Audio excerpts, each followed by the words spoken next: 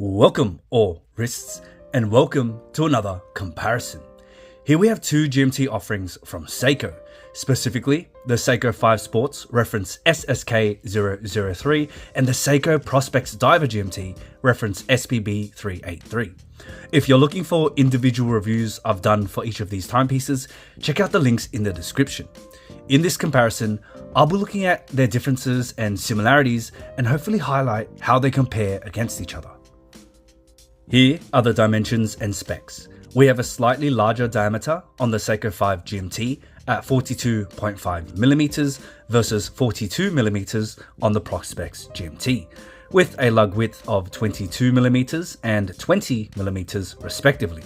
For the lug to lug, the Seiko 5 comes in at 46mm, while the Prospex is longer at 48.6mm. When it comes to thickness, we get a taller 13.6mm on the Seiko 5 and 12.9mm on the Prospex. The Seiko 5 has 100 meters of water resistance with a push-pull crown versus 200 meters of water resistance and a screw-down crown on the Prospex. We get 41 hours of power reserve from the 4R34 caliber and 72 hours of power reserve from the 6R54 found in the SPB383. Starting with the dials, there is a color difference between the two already, being blue and black, but they also differ in terms of finishing, where the Seiko 5 GMT opts for a sunburst effect versus the plain matte finish on the Prospex GMT.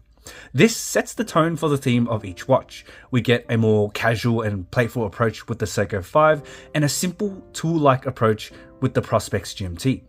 While both dials have crisp white text and matching GMT lettering with their corresponding hand, the Seiko 5 includes an applied logo, which I prefer, as it adds a bit of depth to the dial. The way each dial tracks time is also done a little differently. They both have chapter rings, but the information presented changes. The Seiko 5 has markings for the minutes and numerals ascending by 2s for the 24-hour scale, while the Prospex GMT is simpler due to an addition of a printed minute track on the dial, having triangle markers and numerals for its chaptering. While they both essentially function the same, it's easier to track the time zone on the Prospex model because of the added hour marker. However, it can look a little crowded next to the Seiko 5 GMT because of the added printing. The handsets follow suit with their older siblings, so they're both very familiar if you're a Seiko fan.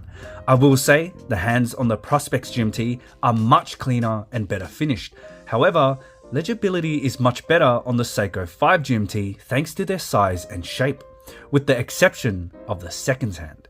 The GMT hands are quite similar, with a much larger look on the Seiko 5. The biggest difference between these hands is the color selection. On the Seiko 5, the red contrasts extremely well, and having it done in a matte finish really makes it pop a lot more, whereas the polished gold look on the Prospex GMT isn't as noticeable, but it does add a touch of elegance. On the Seiko 5, we get a date at 3 versus a date between 4 and 5, allowing the inclusion of a Cyclops lens, which is a love or hate addition for most. The indices on the Seiko 5 have a rounded appearance to them, playing into its casual nature. The Prospex GMT has more of a traditional approach, so it's not really anything we haven't seen before and feels more serious side by side. Both have polished indices filled with Lume, but this is where things get surprising. The Lume on the Seiko 5 is brighter than that of the Prospex, which is strange considering Seiko's Prospex line of watches are specifically designed for sports and adventure. I guess the one positive the Prospex GMT has when it comes to Lume is a Lume pip, but is it worth the brightness trade-off? Now, some things to note: the Seiko 5 GMT has a Hardlex crystal, while the Prospex GMT has a sapphire, so there will be some differences when it comes to durability and wear. This also ties into their bezel inserts, with a Hardlex protected insert on the Seiko 5 and a ceramic insert on the Prospex GMT, which again will attribute to the differences in their scratch resistant qualities. While they're both GMT watches, the Seiko 5 leans more into that GMT DNA with its bicolor black and blue insert. Its metallic with silver printing with quite a clean look as the markings and numerals aren't overly large. The Prospex GMT, on the other hand, presents itself as a diver with an added GMT function thanks to its timing bezel. It's also in one color, so you don't get that added pop, but it has a more neutral appearance and looks more refined thanks to the engraved markings and numerals.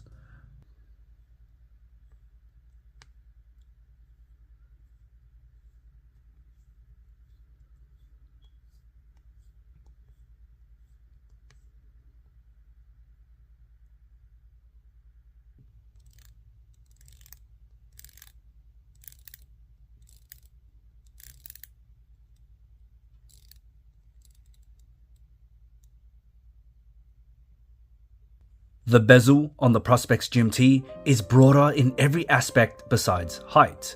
Bigger markings, larger insert, wider construction, deeper teeth. These give it a more aggressive and masculine look, appropriate for its diver nature, but also plays a big part in how much easier it is to turn. It has some audible tactile feedback, so there is that fidget factor there, and compared to the Action on the Seiko 5, it just feels way better to use. The Seiko 5 GMT's Action feels slippery and awkward as there's no notches or grooves for each hour, it's just one smooth motion, which also means it's harder to adjust on the fly as you have to accurately position the bezel in your desired place. Now, there is a benefit to this. Some places in the world are separated by not only hours ahead or behind, but with added 30-minute intervals, so you technically have access to those time zones as well, but it will make it a more finicky process. The Seiko 5 bezel is bidirectional versus the unidirectional on the Prospex, so it can go both ways, which is to be expected when looking at a timing insert versus an hour scale insert. But the biggest advantage here is the ability to time an additional time zone thanks to that hour scale insert. When it comes to the cases, the Seiko 5 GMT has a much softer appearance with its rounded sides and circular look. The Prospex GMT incorporates large bevels and sharp lines emphasized by the crisp transitions from brushing to polishing. The finishing execution and architecture are much better on the Prospex, and while it lacked some pop on the dial, the case definitely stands out here. Both crowns are found at 4, and we do get crown guards on the Seiko 5 for added protection. From the side, we kind of get a glimpse at how they'll wear on the wrist, with a much more dramatic curve on the Prospex, and it will play a role when we take a look at wrist shots and on-wrist experience later in the video. For the case backs, we have a solid back with the Prospex wave on the Prospex, and a display window for the Seiko 5, which is a nice touch, allowing us to see into the movement. Even if it's not decorated, I still find it cool to see. Both function relatively the same, being office or caller GMTs, where the GMT hand can be moved independently. In terms of accuracy, both watches are running better than their specified ratings, but the 6R54 is currently running better than the 4R34 in my instance. For the bracelets, we get a 5-link Jubilee-esque construction on the Seiko 5 with female end links and a 3-link setup on the Prospex with male end links. Both bracelets work well with their respective watch heads, with the Jubilee giving that added flashiness to match the dynamic dial and metallic bezel, and the predominantly brushed 3-link matching the tool-like tone on the Prospex. I think Seiko did a great job on these bracelets, and it seems like they're improving, but their clasps remain rather lackluster. While the clasp on the Prospex is milled and looks slightly more appealing, it's thicker with an awkward extension.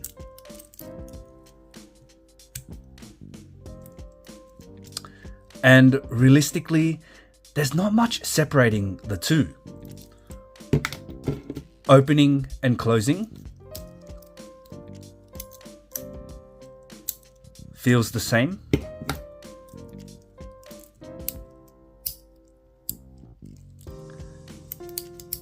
And both have 4 points of micro adjustment. On wrist, the 5-link of the Seiko 5 is slightly more comfortable, but the wearing experience is better with the Prospex GMT, and there's a few reasons why. Going back to the curvature of the case, the Prospex GMT contours better with the wrist and feels stable when moving around. Its shorter stature also reduces the top heavy feeling and is balanced by the heavier bracelet and clasp. Now, does this mean the Seiko 5 GMT is uncomfortable? Absolutely not. It's definitely a comfortable wear, but you will notice things like the weight of the watch head and its tendency to move around a lot more. And its bracelet can sometimes feel a little thin given how tall the watch is.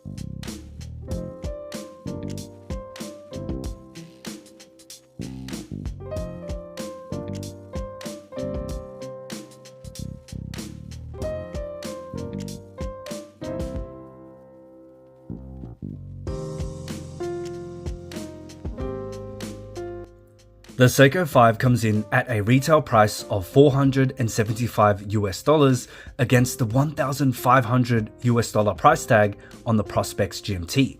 That's 3 times the cost, and while it may not be a watch that's 3 times better, I think the price difference is justified here. You're getting a sapphire crystal, ceramic bezel, a better caliber, diver capability, and probably the most contributing factor, the execution of the watch.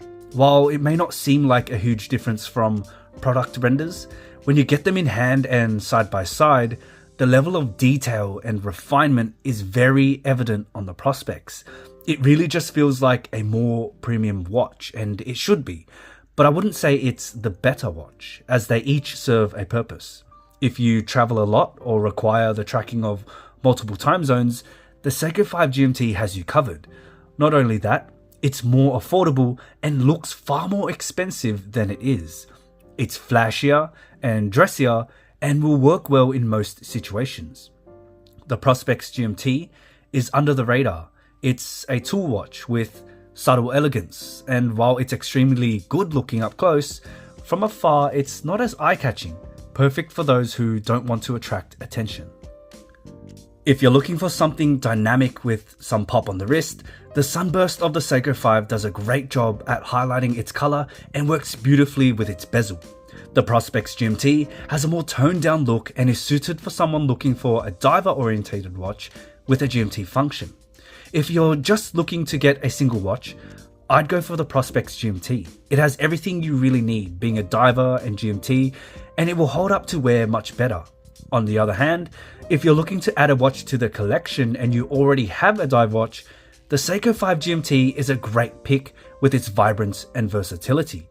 They're both fantastic options in the GMT space, and I think Seiko is really dominating with their GMT releases so far. Let me know what you think about each watch in the comments. If you liked the video, give it a thumbs up and consider subscribing for more watch content. I'll see you in the next one.